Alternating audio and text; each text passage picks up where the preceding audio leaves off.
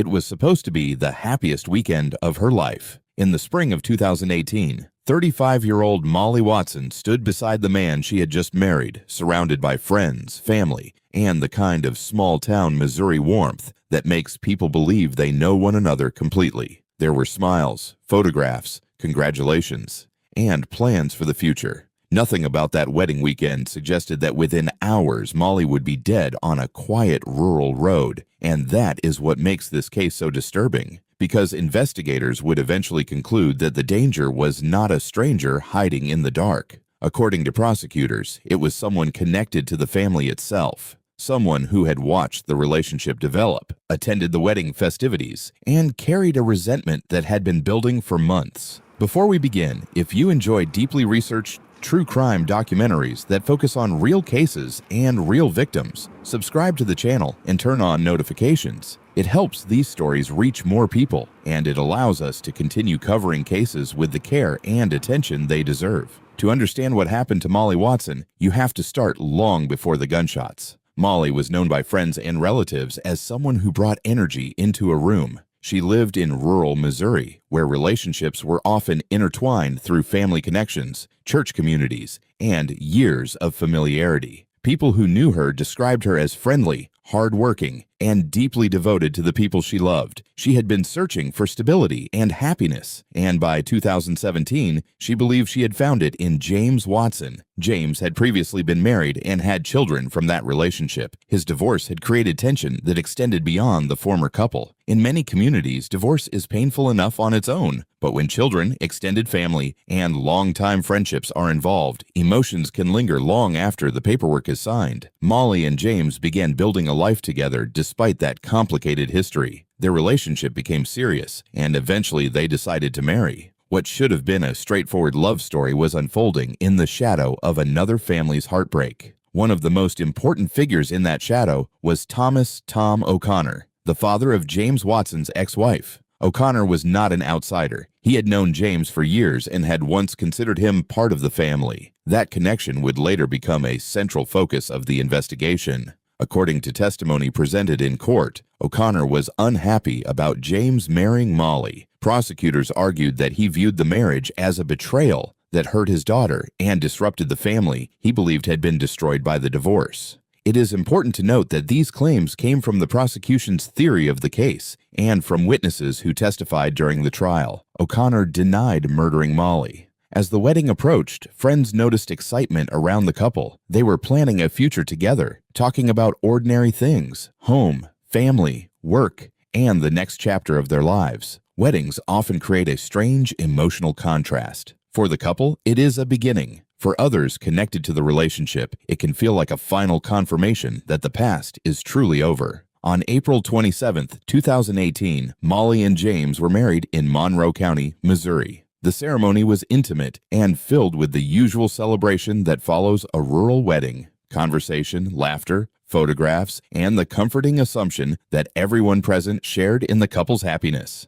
By all outward appearances, the day had gone well. No one could have imagined that investigators would later examine that wedding guest list while trying to solve a homicide. As evening turned into night, the newlyweds attended post-wedding festivities with friends and relatives. At some point, Molly left in her vehicle. The exact sequence of every minute that followed would become one of the most scrutinized timelines in the case. What is known is that she never made it safely home. Hours later, concern began to grow when she could not be reached. For newly married couples, especially after a wedding celebration, a short delay might not seem alarming at first, but as time passed, the silence became impossible to ignore. Then came the discovery that changed everything. Molly was found inside her vehicle on a remote road in Monroe County. She had been shot. The scene immediately told investigators that this was not a simple traffic accident or a medical emergency. A young woman who had been celebrating her wedding only hours earlier was dead from a gunshot wound. For the people who loved her, the shock was overwhelming.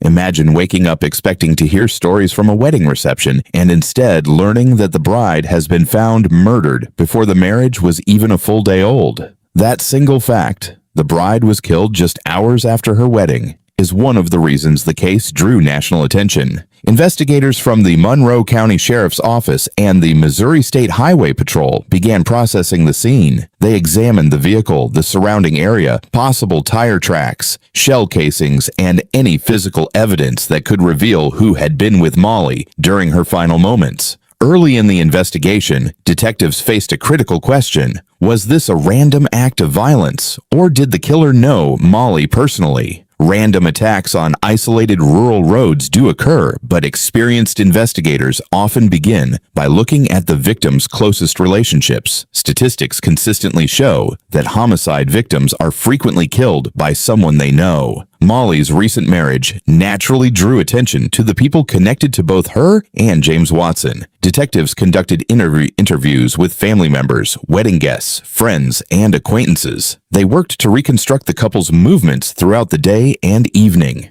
Who had seen Molly last? Who knew where she was going? Who might have had a reason to harm her? As investigators dug deeper, they learned more about the tension surrounding the relationship. Witnesses later testified that Tom O'Connor had expressed strong negative feelings about James Watson and his marriage to Molly. Prosecutors would eventually argue that these feelings went far beyond ordinary family disappointment. According to court testimony, O'Connor believed James had wronged his daughter and that Molly represented the permanent end of any hope that the original marriage would be restored. Again, these were allegations presented during the criminal proceedings, not established facts at the time investigators first began their work. One of the challenges in cases involving extended families is separating rumor from evidence. Small communities generate conversation quickly, and detectives cannot rely on gossip. They need phone records, witness statements, timelines, forensic evidence, and corroboration. The investigation gradually began to focus on whether Molly's movements that night had been anticipated by someone who knew the wedding schedule and knew the road she would likely travel. Forensic specialists examined ballistic evidence recovered from the scene. Detectives also looked into firearms owned by individuals connected to the family. Search warrants and interviews became increasingly important as they attempted to narrow the list of potential suspects. Meanwhile, Molly's loved ones were trying to process an almost unimaginable loss. Think about the emotional whiplash of that weekend. Wedding vows, celebration, photographs with friends, and then funeral arrangements. The dress that had symbolized a new beginning suddenly became associated with tragedy. Cases like this are difficult not only because of the violence involved, but because they steal a moment that is supposed to represent hope. Every anniversary, every wedding photograph, every memory of that day becomes intertwined with the knowledge of what happened hours later. As news of the murder spread, public interest intensified. Local residents wanted answers, and national true crime audiences were drawn to the haunting timeline. Married on Friday, dead before the weekend was over. Investigators continued assembling the final hours of Molly's life piece by piece. They examined communications between key individuals. They compared statements for inconsistencies. They looked at vehicle movements, locations, and opportunities.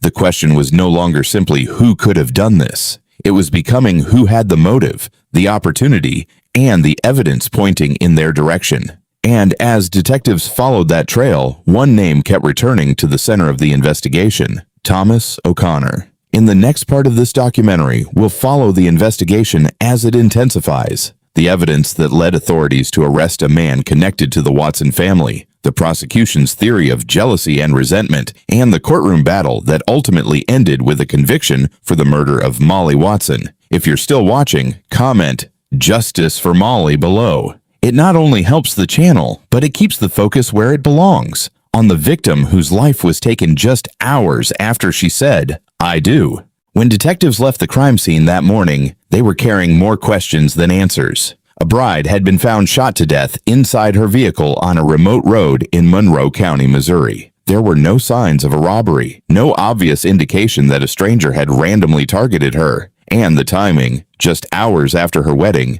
made investigators believe that the key to the case was almost certainly hidden somewhere within the relationships surrounding the newly married couple. For the Watson family and for the community, the first few days were filled with disbelief. Friends gathered in living rooms and church parking lots, trying to make sense of what had happened. People replayed the wedding in their minds, wondering whether they had missed some warning sign. But homicide investigations are rarely solved through intuition. Detectives needed evidence. They began by building a precise timeline of the wedding day and the hours that followed. Investigators interviewed guests, reviewed receipts, checked phone records, and documented every known movement made by Molly and James Watson. One of the earliest priorities was determining who had contact with Molly after the wedding festivities ended. According to testimony later presented in court, investigators learned that tensions surrounding James Watson's divorce and remarriage had not fully disappeared. Witnesses described strained feelings connected to the breakup of James's previous marriage, and those tensions led detectives back to a familiar name,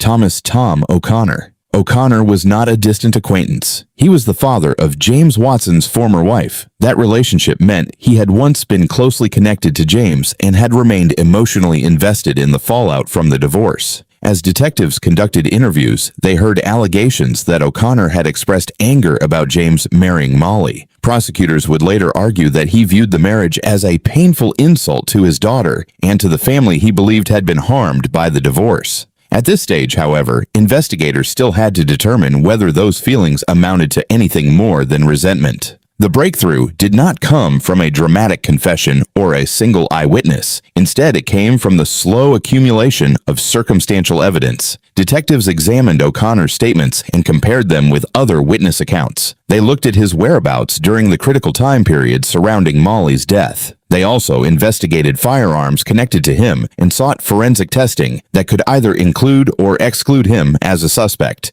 What made the case especially challenging was the rural setting. Unlike a city homicide, there were no surveillance cameras on every corner, no dense network of digital witnesses capturing each movement. Investigators had to rely heavily on physical evidence, timelines, and the consistency of the statements they were receiving. As the months passed, authorities became increasingly convinced that Molly had been deliberately targeted. In 2019, more than a year after the murder, investigators made their move. Thomas O'Connor was arrested and charged with first-degree murder and armed criminal action in connection with Molly Watson's death. The arrest stunned many people in the community. It is one thing to suspect that a killing may involve someone close to the victim. It is another to see a former family insider accused of murdering a woman on her wedding night. Prosecutors laid out a theory that was both simple and chilling. They alleged that O'Connor's anger over James Watson's remarriage had grown into a desire for revenge. According to the state, he knew the wedding schedule, knew the roads Molly would likely travel, and confronted her after the celebration. The defense strongly disputed that theory.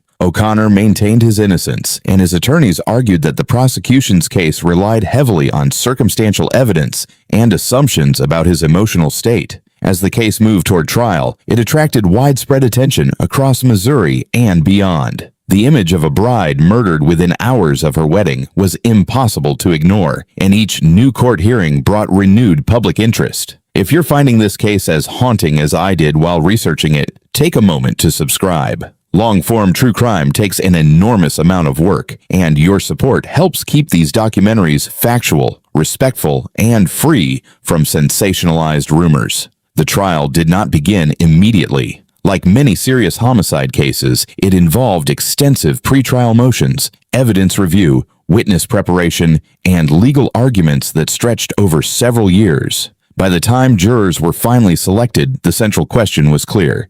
Did the evidence prove beyond a reasonable doubt that Thomas O'Connor murdered Molly Watson? Inside the courtroom, prosecutors began constructing their narrative piece by piece. They presented witnesses who testified about O'Connor's alleged hostility toward James Watson and his relationship with Molly. Jurors heard accounts suggesting that O'Connor had struggled to accept the new marriage and had made comments reflecting his anger about the situation. The state also introduced forensic and investigative evidence intended to place O'Connor in a position consistent with the crime. One of the most compelling aspects of the prosecution's case was the argument about opportunity. Prosecutors contended that this was not a spontaneous act committed by a stranger passing through the area. They argued that the killer appeared to know where Molly would be and when she would be traveling alone. The defense attacked that conclusion aggressively. O'Connor's attorneys emphasized that strong emotions following a divorce do not automatically make someone a murderer. They challenged the interpretation of witness statements and questioned whether the forensic evidence truly established guilt beyond a reasonable doubt. For jurors, the case became a matter of connecting numerous pieces that, taken individually, might not have been decisive. Circumstantial cases often work that way. The prosecution does not necessarily need a video recording of the crime if it can present a collection of facts that point convincingly to one person and exclude reasonable alternatives. Throughout the trial, Molly's family was forced to relive the worst days of their lives. They listened to testimony about her final hours, viewed evidence connected to the crime scene, and sat through detailed discussions of the investigation that had followed her death. In many homicide trials, the emotional burden on surviving relatives is immense because the legal process requires the victim's last moments to be examined repeatedly and publicly. The courtroom also heard about the devastating contrast between the joy of the wedding and the horror that followed. Jurors were reminded that Molly had spent the day celebrating her future. She had posed for photographs, exchanged vows, and begun what should have been the first chapter of her married life. Instead, prosecutors argued that future was stolen within hours by someone consumed by resentment. As the evidence phase neared its end, both sides prepared for closing arguments. The prosecution urged jurors to view the case as a deliberate, targeted killing driven by anger over the marriage. They argued that the timeline, the relationships, the witness testimony, and the forensic evidence formed a coherent picture, pointing directly to Thomas O'Connor. The defense urged jurors to resist the emotional pull of the tragic wedding night narrative. They argued that suspicion is not proof and that the state had failed to eliminate reasonable doubt. Then the case went to the jury. Deliberations are often the most suspenseful part of any trial because they take place entirely behind closed doors. The attorneys can no longer argue. The witnesses can no longer explain themselves. The decision rests solely with 12 citizens examining the evidence and applying the law. For Molly's loved ones, the wait must have felt endless. Years had passed since the night she was killed. The wedding photographs had long since become memorial images, and now the question of accountability rested in the hands of strangers. When the jury finally returned to the courtroom, the tension was overwhelming. The foreperson stood and announced the verdict: guilty of first-degree murder, guilty of armed criminal action. After hearing additional arguments, the judge sentenced Thomas O'Connor to life in prison without the possibility of parole, along with an additional sentence for the weapons offense. For prosecutors, the verdict represented justice for a woman whose life had ended almost as soon as her marriage began.